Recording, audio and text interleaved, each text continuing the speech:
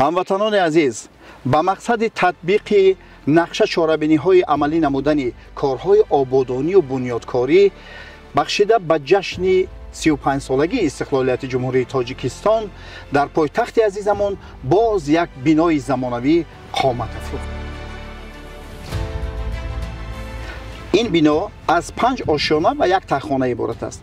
تخانه را شما می توانید خریداری کنید یا به اجاره گیرید، همچون انبار برای نگهداری مال و اموالتان استفاده برید، یا اینکه می توانید مغازه 1001 میده شویدش بکنید. آشیانه یکم باشد، مساحتش 155 متر مربع است.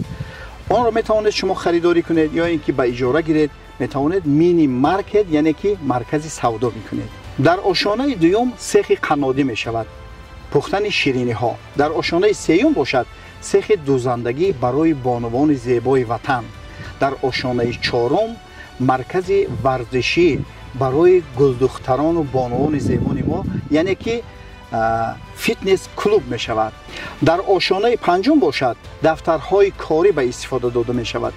مساحت عمومی این آشیانه 233 متر مربع می باشد و دفترهای کاری را موافق خواهش شما جدا کرده می دهند، یا به اجاره یا که می توانید خریداری کنید. عین حال ما در بالای بام انا همین بنا قرار داریم.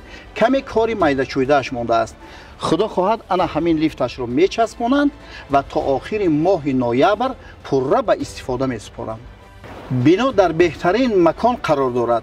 محله 101 روبرویش باشد محله 82 بنای KFC که ببری بنای KFC راه ماشینگرد است. تا به این بنا 250 متر دوری دارد و از طرف راست بنا مکتب رقم 82 است.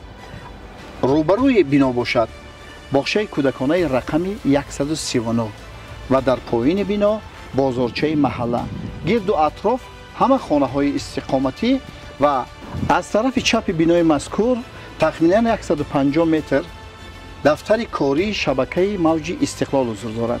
از قفای بنا باشد تخمینا 200 متر تولدخانه رقم 1 شهر دوشنبه و از این طرف کارخانه حسیب براری اکامه است. خلاصه دوستان عزیز، در بهترین مکان حضور دارد این بنا. برای معلوماتی پورا گرفتن می توانید به رقم های زیرین که در روی اکران است زنگ بزنید.